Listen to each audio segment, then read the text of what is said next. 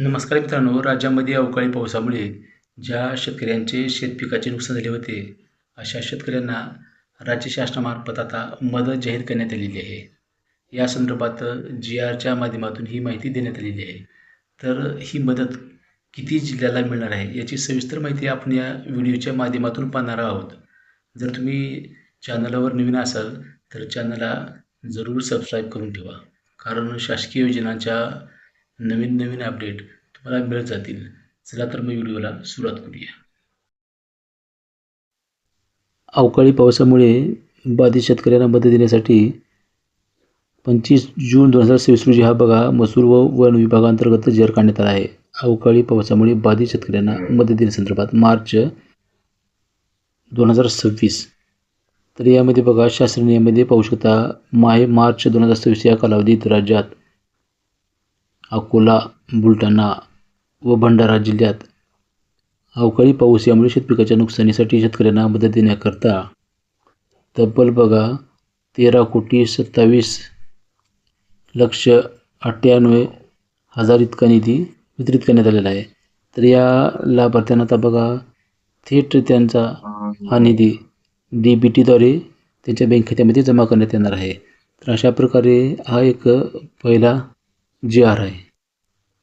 त्यानंतर हा दुसरा जी-आर बघा एप्रिल 2026 व मे 2026 या कालावधीत राज्यात विविध जिल्ह्यात अवकाळी पावसामुळे बाधित झालेल्या शेतपिकाच्या नुकसानीसाठी हा रक्कम वितरित करण्यासाठी राज्य शासनाने मंजुरी देण्यात आली आहे. तर यामध्ये बघा 106,56,48,00,000 इतका निधी हा वितरित करण्यास मंजुरी देण्यात आलेली आहे. तर यामध्ये नागपूर विभागामध्ये नागपूर, वर्धा, चंद्रपूर, तर या कालावधी आहे बघा एप्रिल 2026 व मे 2026. त्यानंतर आहे नाशिक विभागामध्ये नाशिक जिल्हा, कालावधी आहे एप्रिल 2026. त्यानंतर Dhule April 2026, Nandurbar April 2026, Jalgaon April 2026. त्यानंतर आहे बघा अहिल्यानगर एप्रिल 2026 कालावधी. त्यानंतर कोकण विभागामध्ये ठाणे आणि सिंधुदुर्ग एप्रिल 2026 कालावधी आहे. त्यानंतर आहे पुणे विभाग, त्यामध्ये आहे कोल्हापूर एप्रिल 2026 हा निधी आहे. तर अशा प्रकारे 106,56,48,00,000 हा निधी मिळणार आहे.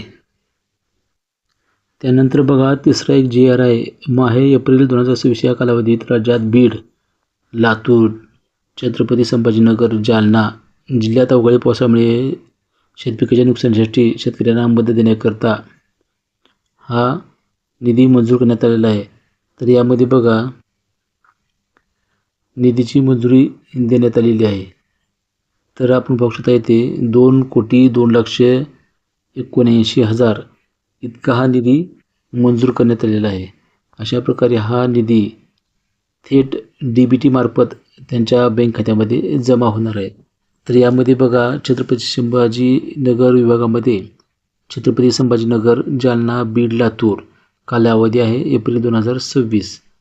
अशा प्रकारे हा निधी त्यांना आता त्यांच्या बँक खात्यामध्ये डायरेक्ट DBT मार्फत जमा होणार आहे.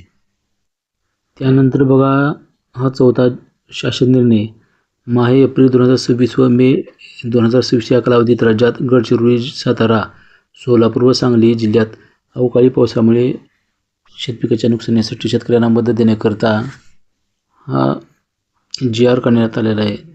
तर यामध्ये पाहू शकता निधी अक्षरी 4,03,01,000 इतका निधी हा देण्यात आलेला आहे गडचिरोली, सातारा, सोलापूर, सांगली या जिल्ह्याकरता. त्यानंतर बघा हा पाचवा जी-आर ऑक्टोबर 2025 ते एप्रिल 2026 या कालावधीत राज्यात ठाणे, पालघर, रायगड, रत्नागिरी, सिंधुदुर्ग जिल्ह्यात कडाक्याची थंडी, अवकाळी पाऊस यामुळे शेतपिकाच्या नुकसानीसाठी हा जी-आर काढण्यात आला आहे. यामध्ये आपण पाहू शकता 209,10,06,000 इतका हा निधी मंजूर करण्यात आलेला आहे. अशा प्रकारे आपण सविस्तर माहिती पाहिलेली आहे.